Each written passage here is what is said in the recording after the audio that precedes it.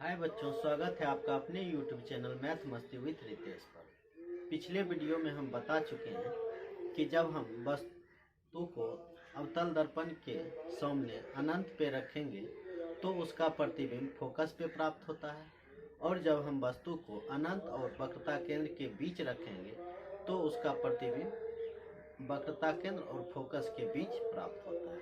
अब इससे आगे हम देखने जा रहे हैं कि जब हम वस्तु को वक्रता केंद्र पे रखेंगे तब उसका प्रतिबिंब कहाँ बनेगा और कैसा बनेगा। तो इसके लिए हम फिर से बनाते हैं एक अवतल दर्पण। ये रहा अवतल दर्पण जिसका प्रधान अक्ष यहाँ पे P, F और C मतलब वक्रता केंद्र, यहीं पे हमको वस्तु रखना है तो वस्तु रखते हैं ये। अब यहाँ से एक प्रकाश की किरणें प्रधान अक्ष के समांतर जाके जब दर्पण पे टकराएगी तो ये फोकस से होकर निकल जाएगी। फिर उसके बाद हम क्या करते हैं, ये इसमें ये रहा आपतित किरण और ये रहा परावर्तित किरण जो हमें पहले से ही मालूम है। अब हम क्या करते हैं, एक प्रकाश की किरण फोकस से होते हुए दर्पण पर ले जाते हैं, जो कि दर्पण पे टकराने के बाद ये प्रधान अक्ष के समांतर होते हुए निकल जाएगी। जब कोई प्रकाश की किरण प्रधान अक्ष के समांतर जाके दर्पण से टकराती है तो ये फोकस से परावर्तित होती है, और जब कोई प्रकाश की किरण फोकस से होते हुए दर्पण से टकराती है तो ये प्रधान अक्ष के समांतर परावर्तित हो जाती है। तो इसमें ये रहा आपतित किरण और ये रहा परावर्तित किरण। तो अब इसमें देखते हैं कि प्रतिबिंब कहाँ बना है। तो हम पहले ही बता चुके हैं कि दो परावर्तित किरणें जहाँ टकराती है वहीं प्रतिबिंब बनता है।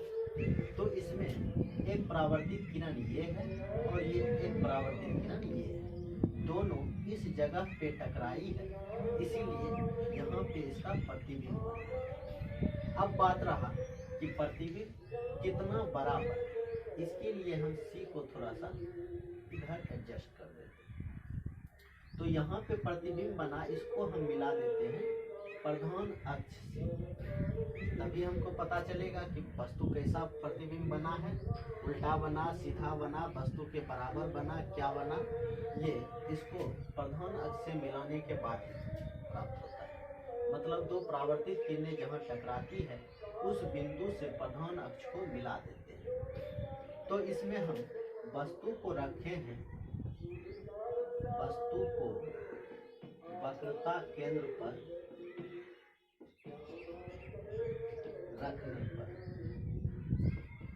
जब हम वस्तु को वक्रता केंद्र पर रखें तो इसका प्रतिबिंब जो बना ये वक्रता केंद्र पर ही बना, प्रतिबिंब बना वक्रता केंद्र पर।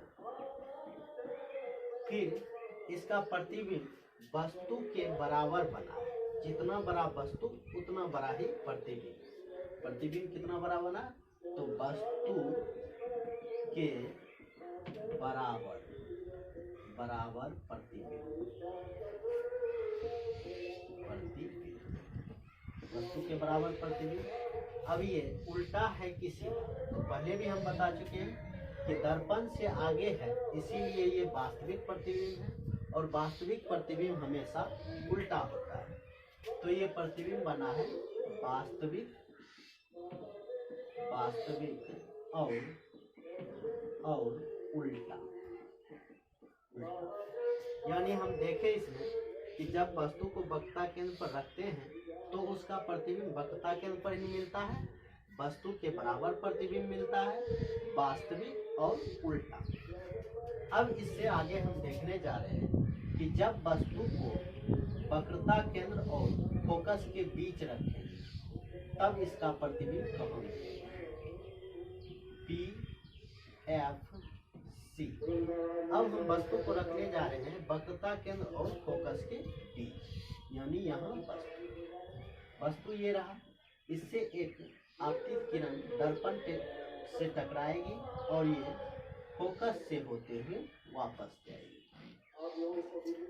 और एक प्रकाश की किरण जो है ये प्रकाश केंद्र होते हुए इस तरह से इधर दर्पण पे टकराएगी और ये इसी रास्ते पे वापस हो जाएगी, जैसा कि हम पिछले वीडियो में भी बता चुके हैं कि जब कोई प्रकाश की किरण प्रकाश केंद्र से जाके दर्पण से टकराती है तो वो उसी पथ पर वापस हो जाती है। तो ये प्रकाश यहाँ से आई और यहाँ वापस हो गई, इसलिए ये आपतित किरण और ये परावर्तित किरण। इसमें आपतित किरण भी यही और परावर्तित किरण भी यही। तो एक परावर्तित किरण ये और एक परावर्तित किरण ये, दोनों परावर्तित किरणें टकराई है इस जगह पे जिसको हम मिला देते हैं प्रधान अक्ष, जिससे हमें प्रतिबिंब प्राप्त होता है। यानी जब हम वस्तु को रखे वक्रता केंद्र और फोकस के बीच तो प्रतिबिंब प्राप्त हुआ वक्रता केंद्र और इधर रहता है फोकस, यानी प्रतिबिंब प्राप्त हुआ वक्रता केंद्र और फोकस के बीच। कैसा प्रतिबिंब है? उल्टा है, इसका हेड ऊपर इसका हेड नीचे। ऐसे भी है, दर्पण से आगे होने के कारण ये वास्तविक प्रतिबिंब हमेशा उल्टा होता है। तो हम लिखते हैं कि लिखते हैं कि वस्तु को वक्रता केंद्र तथा फोकस के बीच रखने पर तो वस्तु को वक्रता केंद्र तथा फोकस के बीच रखने पर प्रतिबिंब कहाँ प्राप्त होता है? प्रतिबिंब प्राप्त होता है वक्रता केंद्र और अनंत के बीच। वक्रता केंद्र तथा अनंत के बीच दर्पण से आगे है, इसीलिए पहले लिख लेते हैं वस्तु से बड़ा